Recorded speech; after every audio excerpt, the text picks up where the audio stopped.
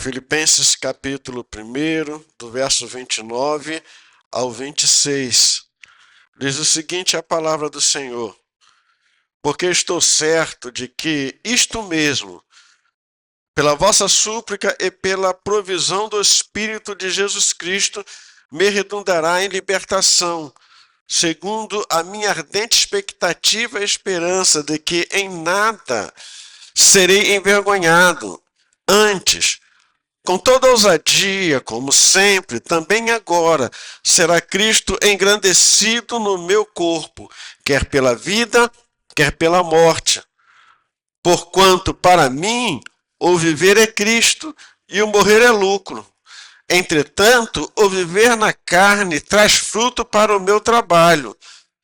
Já não sei o que hei de escolher.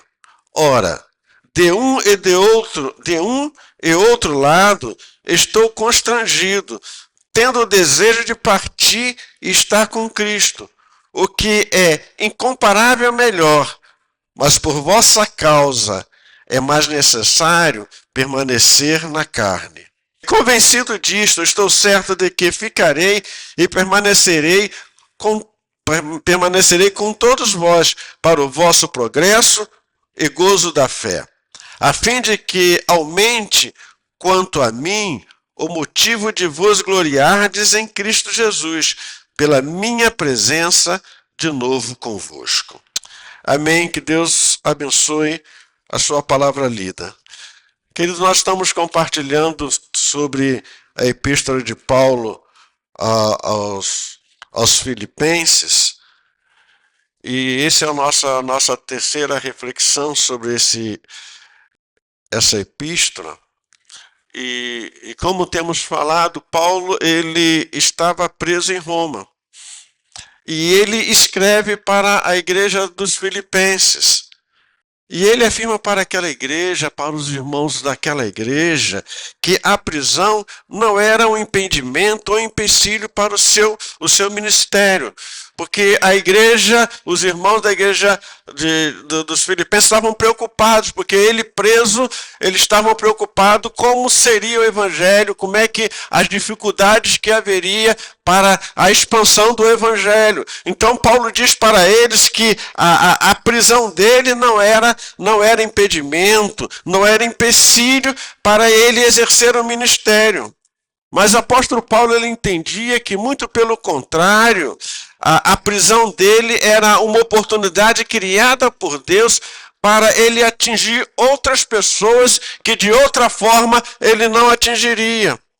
E ele então expressa que o que importava para ele é que o evangelho fosse pregado.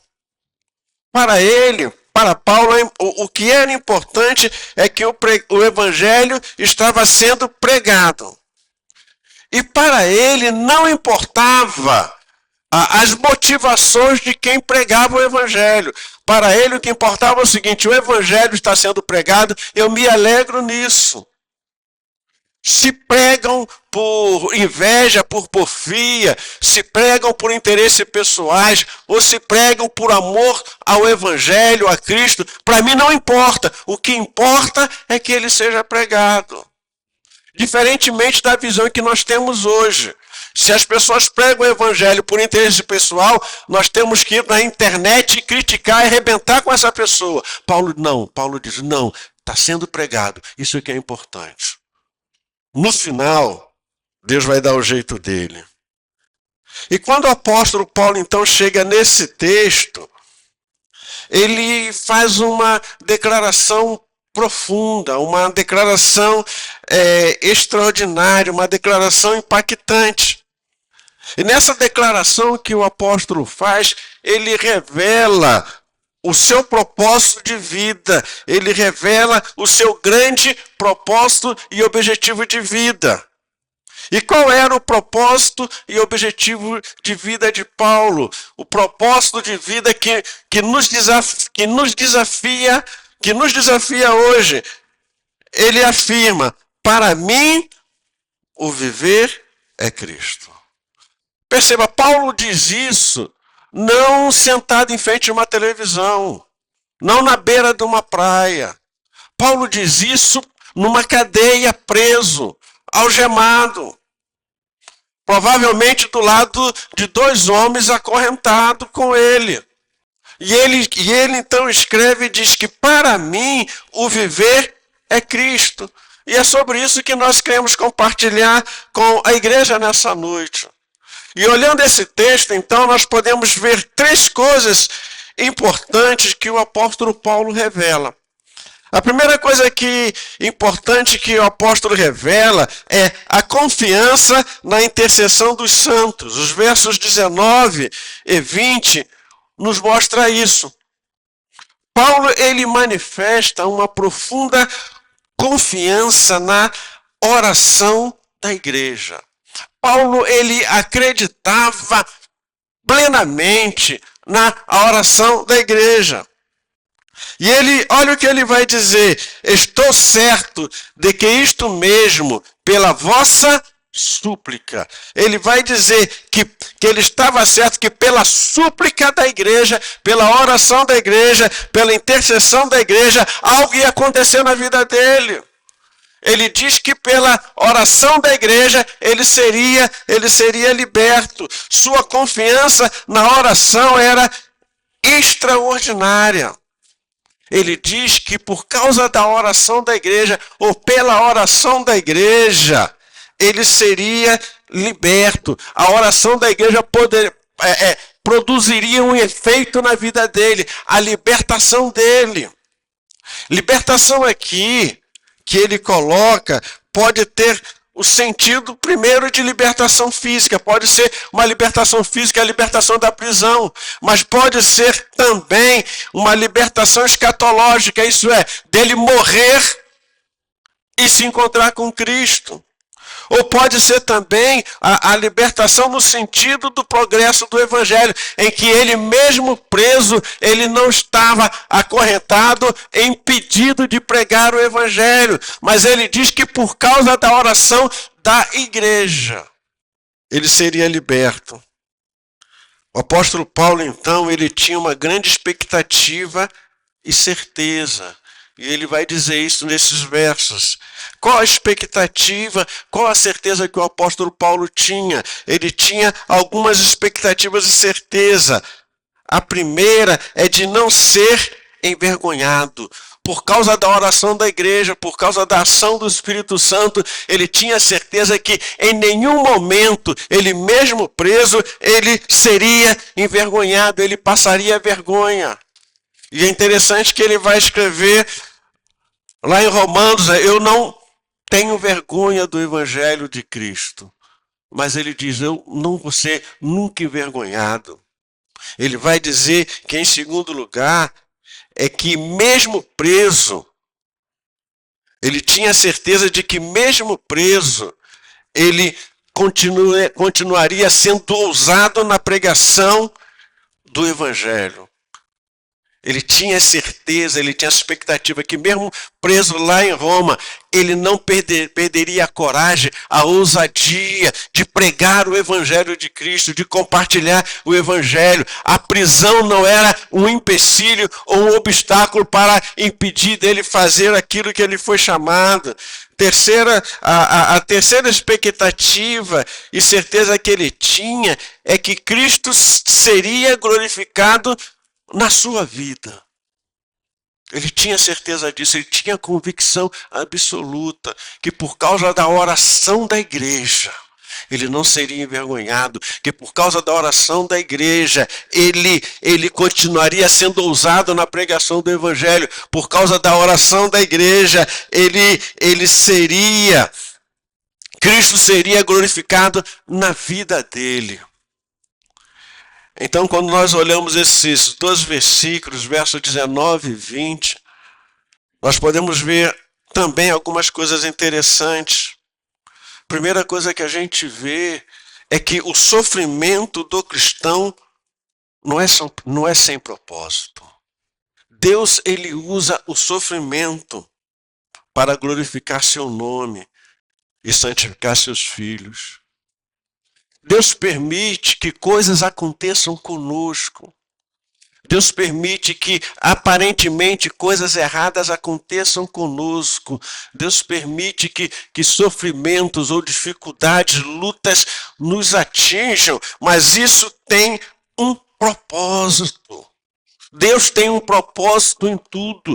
E Jesus diz que não cai um cabelo da nossa cabeça sem a permissão de Deus. Ele não se torna branco sem a permissão de Deus. Deus tem propósito. O problema é que nós não conseguimos perceber o propósito que Deus tem quando permite que coisas aparentemente desagradáveis e muitas vezes realmente desagradáveis aconteçam conosco. Ele tem um propósito e o apóstolo Paulo, ele entendia claramente isso. Ele entendia que ele estando preso ali, que era uma coisa horrível, mas ele entendia que havia um propósito, e o propósito era para ele propagar o evangelho em Roma. O propósito é para que ele tivesse tempo para parar, para escrever cartas para a igreja. Deus sempre tem um propósito nas nossas vidas. Ele entendia também, e a gente pode tirar lições desse texto, é que a oração da igreja importa. Embora Deus seja soberano, ele atende orações conforme seus decretos. A oração da igreja importa e a oração da igreja faz diferença. Tiago diz que muito pode, por sua eficácia, a súplica do justo. Quando o povo de Deus ora, quando o povo de Deus se reúne para orar, e se o povo de Deus entendesse o poder que emana quando o povo de Deus se junta para orar, nossas reuniões de orações estariam superlotadas. Se a gente entendesse o poder, o que Deus faz. Lucas narra que Pedro estava preso. Herodes queria matá-lo. E quando a igreja começou a orar, Deus enviou um anjo e o tirou da prisão.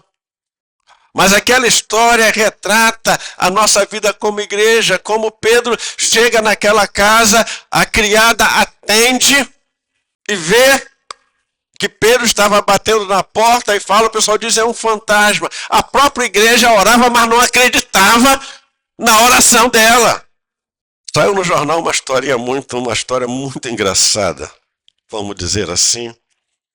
Num canto aí do Brasil, tinha uma igreja, e tinha um centro de macumba do lado da igreja. Um dia caiu um raio e queimou o centro de macumba todo, destruiu o centro de macumba. A dona do centro de macumba entrou na justiça contra a igreja, contra o pastor da igreja, dizendo que o raio caiu no centro e acabou com o centro por causa da oração da igreja. Aí o pastor diante do juiz falou, não, a igreja não tem nada a ver com isso.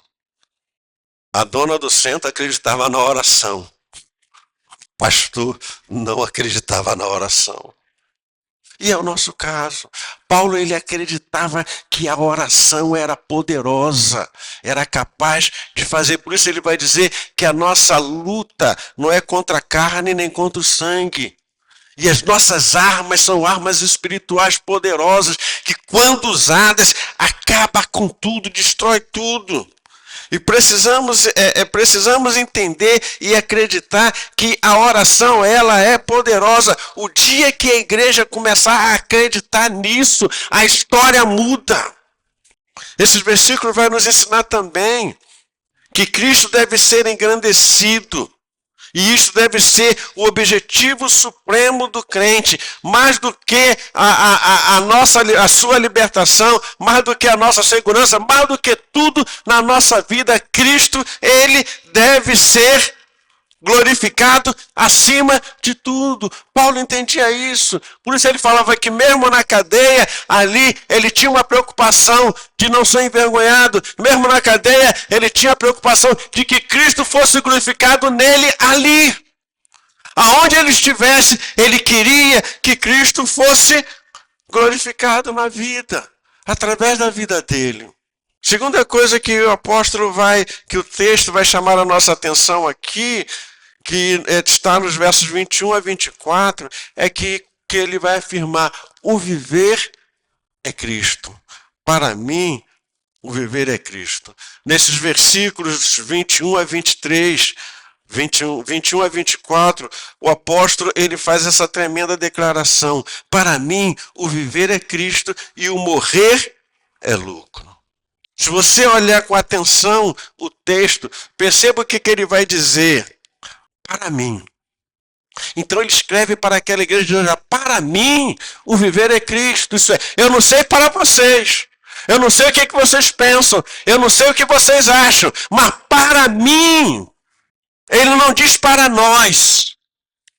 Ele não diz para eles. Ele diz: para mim, o viver é Cristo. Paulo coloca que isso é algo extremamente pessoal. É algo muito pessoal. Ele olha, eu não sei o que vocês pensam, eu não sei o que vocês acham, eu não sei qual é a ideia que vocês têm, mas eu quero dizer para vocês o seguinte: eu estou preso aqui, mas para mim, o viver é Cristo. Ele diz, o viver é Cristo, o morrer é lucro. Para Paulo, viver é servir a Cristo. Viver expressa a união vital com Cristo. Não é apenas viver por Cristo, mas viver em Cristo. Não é viver por, mas é viver em. Paulo, ele cria uma simbiose. E é por isso que ele vai dizer lá em Gálatas: agora não sou eu não sou mais eu quem vivo, mas Cristo vive em mim. Ele deixou que Cristo assumisse a sua vida e vivesse a vida. Ele deixou que Cristo vivesse a sua vida. Que Cristo vivesse nele. Que Cristo se expressasse, se manifestasse através dele. Por isso ele diz: para mim o viver é Cristo. Agora não vivo eu. Quem vive é Cristo. Para mim o viver é Cristo e o morrer é lucro. É para mim. Não sei se é para vocês. Então, para ele, viver é servir a Cristo. E ele vai dizer que morrer é estar com Cristo. Ele diz que viver é Cristo, mas morrer é estar com Cristo. Para Paulo, morrer não é perda, mas é ganho. Porque morrer para ele significa estar com Cristo, o supremo bem do crente. Então ele diz: para mim, viver é Cristo, mas o morrer é lucro. Ele está dizendo assim: vale a pena morrer, porque se eu morrer, eu vou estar com Cristo. O sofrimento, a dor, tudo vai acabar, vai cessar. Então vale a pena morrer, vale a pena estar com Cristo. Apóstolo Paulo, então, ele vivia um dilema. Qual é o dilema que o apóstolo vivia? Era viver ou morrer. Era o dilema dele. Eu quero viver ou eu quero morrer? Eu quero estar com Cristo no céu ou quero viver com Cristo aqui na terra? O que eu quero? Ele vai dizer no verso 22, entretanto, se o meu viver na carne traz fruto para o meu trabalho, já não sei o que hei de escolher. O apóstolo ele entendia que viver produzia frutos. Fruto do trabalho. Que fruto do trabalho, o que isso significa? Ele diz que se ele vivesse, ele ia produzir frutos do trabalho. Isto é, conversões, vidas transformadas, vidas edificadas, expansão do evangelho, expansão do reino de Deus. Então ele entra nessa crise, não sei se era crise existencial, mas ele diz: eu não sei o que é melhor para mim, eu não sei o que eu escolho. Viver ou morrer. E isto deixava ele nesse dilema de viver ou morrer. Ele desejava estar com Cristo. Ele desejava morrer. Ele queria morrer para estar com Cristo. Mas, ao mesmo tempo, ele entendia que ainda poderia ser muito útil para a igreja. Então, ele tinha que viver. Ele queria ir para o céu para viver com Cristo. Mas ele entendia que a igreja precisava dele. Então, ele precisava estar vivo. O que fazer? E ele faz questão de enfatizar isso para a igreja. Ele faz questão de enfatizar esse dilema, essa contradição no verso 23. Ele vai dizer: ora, de um e outro lado estou constrangido, tendo o desejo de partir e estar com Cristo, o que é incomparável melhor. A melhor coisa é morrer e estar com Cristo. Todos nós queremos estar com Cristo. Quem não quer estar com Cristo aqui? Diga amém. A gente sempre pega alguém. A gente sempre pega alguém. É aquele negócio quando deixa pra lá. Todos nós queremos estar com Cristo, mas não queremos morrer. Todos nós queremos estar com Cristo, mas não queremos morrer. Paulo vai na contramão. Ele diz: eu quero estar com Cristo. E se para estar com Cristo é preciso morrer, eu quero morrer. E aqui ele não está falando figuradamente morrer para o mundo. Não, ele está falando de morrer, de morrer, de morte, de morrer e de morte morrida. Não morte matada, não sei. Apesar que a morte dele foi matada, né? Ele quer morrer. Porque ele quer estar com Cristo, porque ele diz que estar com Cristo é incomparavelmente melhor do que viver essa vida que a gente vive, por melhor que essa vida seja. Eu prefiro estar com Cristo. Paulo, ele revela para a igreja o seu desejo. Paulo, ele abre o seu coração para a igreja e ele diz: olha, eu quero partir. Eu quero estar com Cristo. Eu desejo estar com Cristo. Eu quero viver com Cristo no céu.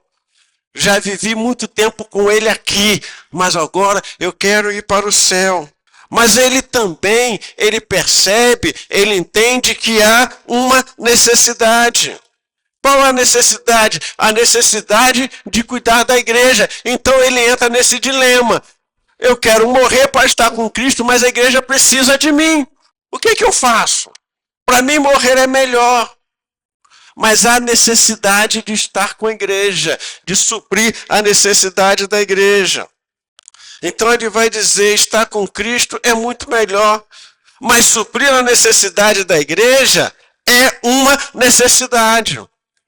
Então, o apóstolo, ele valoriza a sua missão pastoral.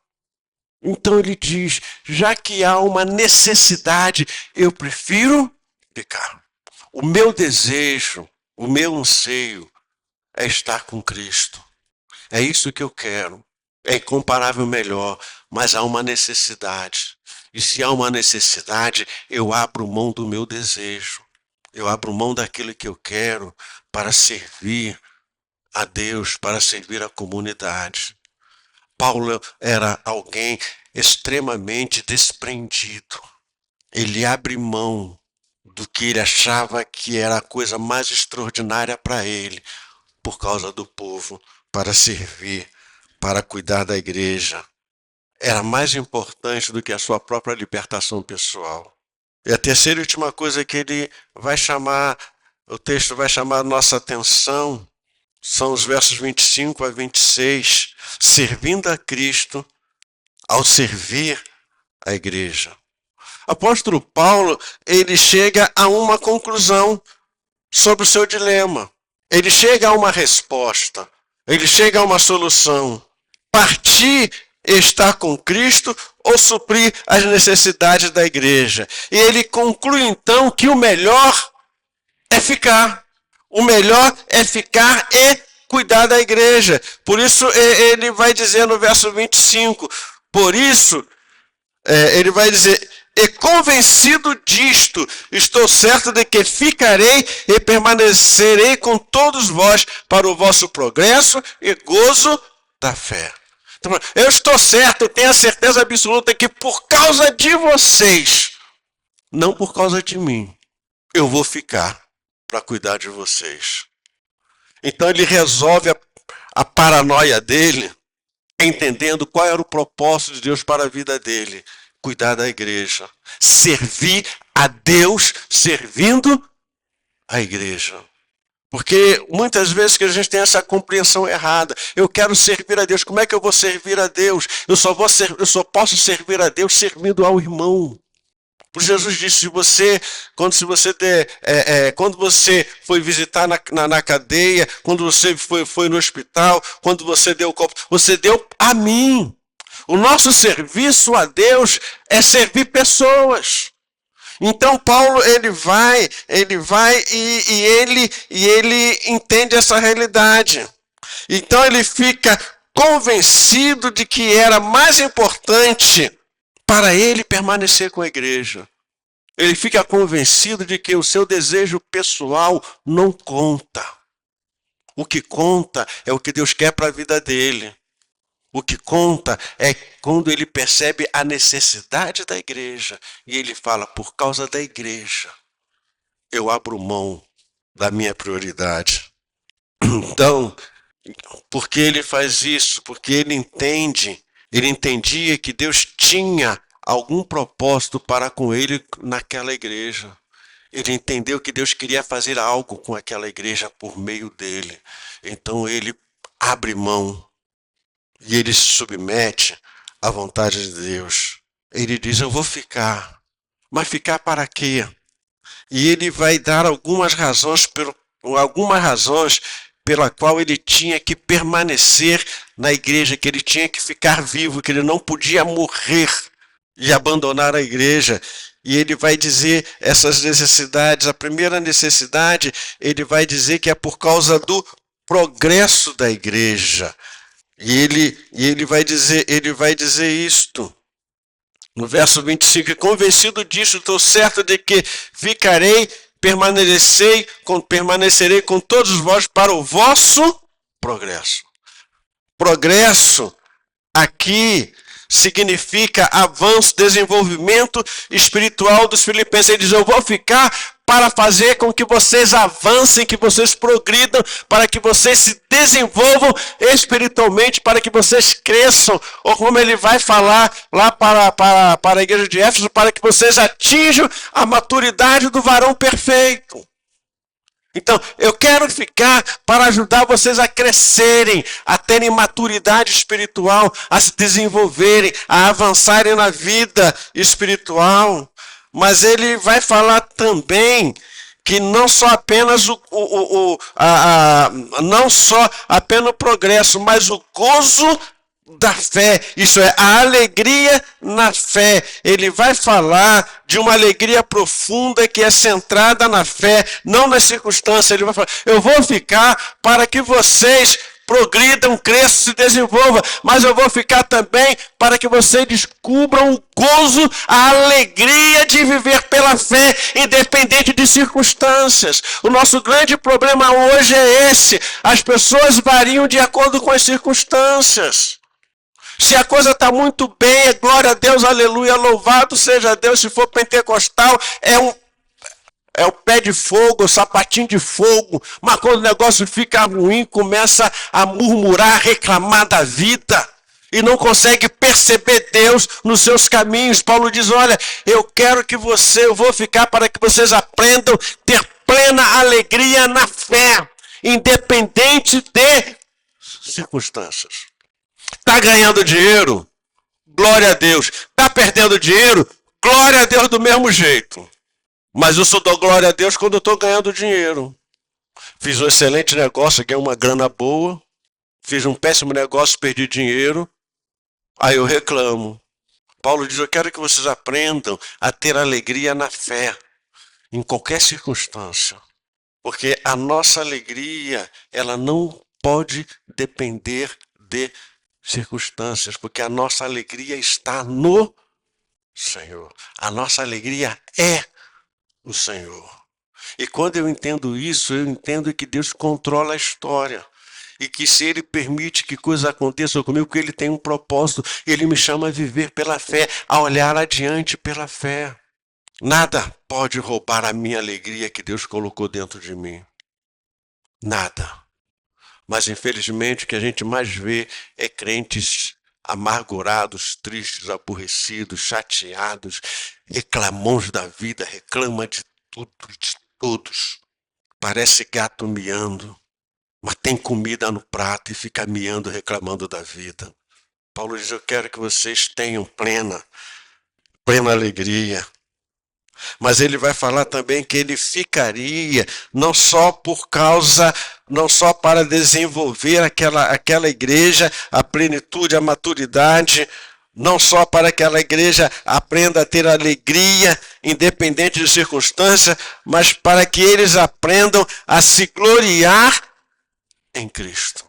Paulo diz, eu quero ficar para ensinar a vocês a se gloriarem em Cristo, a se regozijarem em Cristo. Eu quero que vocês aprendam a glorificar a Cristo em qualquer situação, a fim de que aumente, quanto a mim, o motivo de vos gloriardes em Cristo.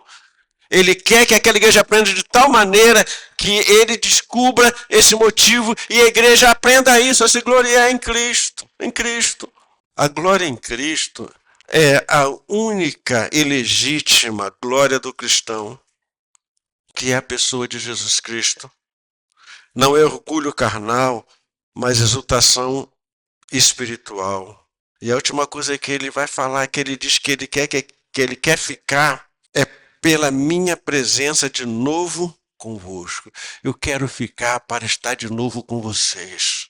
Eu quero ficar para estar junto de vocês. Eu quero ficar para ter comunhão com vocês, para comer uma feijoada com vocês. Eu quero ficar para ter comunhão, para poder desfrutar da presença de vocês. E esse é um grande problema nosso também, ter comunhão com os outros. Nós somos um povo que vivemos em grupos. Escolhemos os nossos grupos e não queremos viver com outros determinados grupos. Somos seletivos e excluímos pessoas. Mas Paulo diz, eu quero ficar para estar junto de vocês, para compartilhar com vocês, para me alegrar com vocês, para me regozijar com vocês, para ter comunhão. Paulo, então, ele vê que a presença dele na igreja é uma oportunidade para edificar a igreja e trazer alegria para a igreja, estar junto com a igreja. Queridos, apóstolo Paulo, ele afirma a igreja dos Filipenses e ele afirma o seu propósito e objetivo de vida.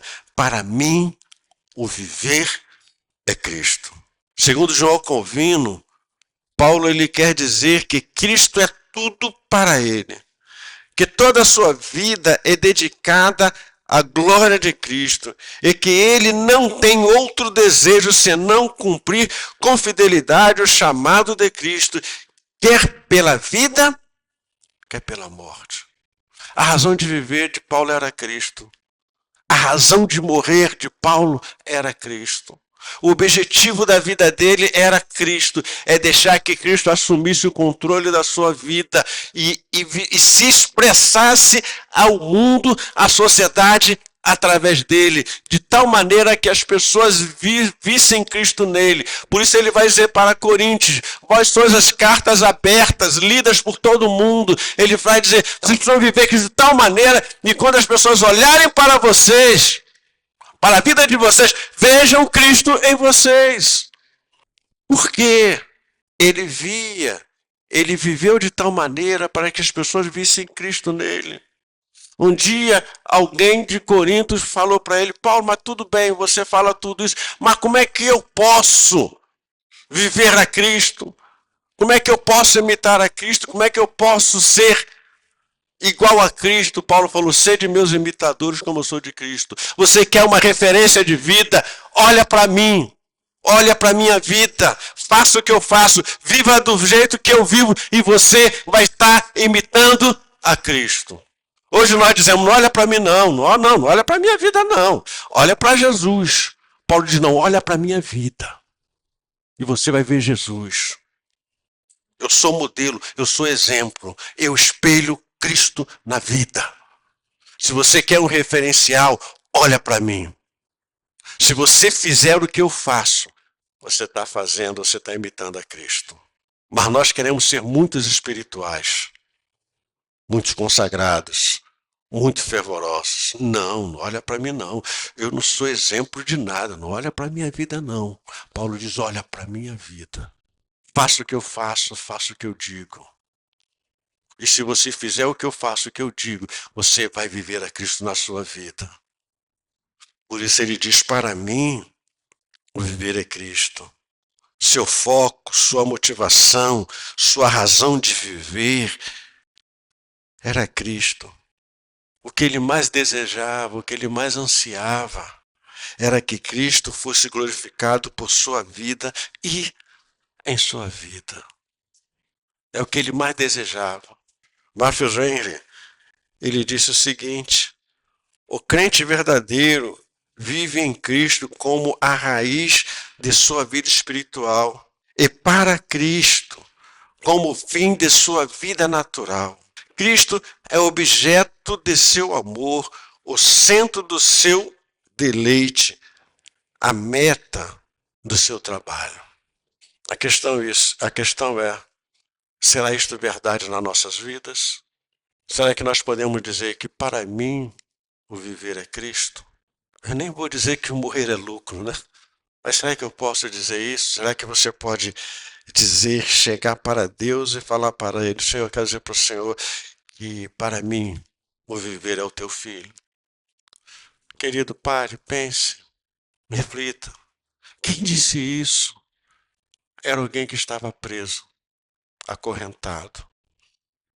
Pare, pense, reflita. Para Paulo, o viver era Cristo. E para você? E para você? Porque você acha que Ele te salvou? Porque você acha que Ele morreu na cruz por você? Foi para que você ficasse rico? Ficasse culto?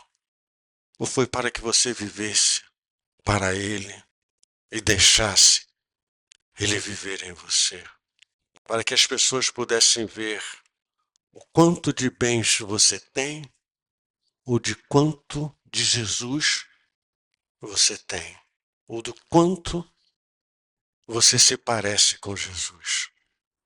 Sadhu Sundar Singh era um indiano que se converteu, um homem que consagrou sua vida, fervoroso, e um dia ele conheceu um pastor britânico, e o pastor britânico o convidou para ir em sua casa quando ele fosse em Londres. Um dia Sadhu Sundar Singh teve a oportunidade de ir e procurou aquele pastor. Ele chegou na casa do pastor, bateu na porta, a secretária atendeu e ele falou que queria falar com fulano de tal. Ela perguntou, qual o seu nome? Ele falou, Sadhu Sundar Singh. Aquela mulher correu no escritório e perguntou, olha, tem um homem aí querendo falar com o senhor. Ele falou, e o pastor perguntou, mas qual é o nome dele? Olha, o nome dele eu não esqueci, mas ele é igualzinho a Jesus. Ele é igualzinho a Jesus. O que as pessoas dizem de você? Paulo diz, para mim, o viver é Cristo. E quando a gente vive isso, a gente começa a se parecer com Jesus. Sendo preto, sendo branco, sendo louro de olhos azuis, as pessoas vão olhar para nós e acham que eu estou vendo Jesus na minha frente. Curve a sua cabeça, se coloque diante do Senhor. Para Paulo, viver era Cristo. E para você, pense. Responda diante do Senhor que conhece e vê o seu coração. Se não é, peça a Ele para que passe a ser. Se coloque diante do Senhor, ore ao Senhor.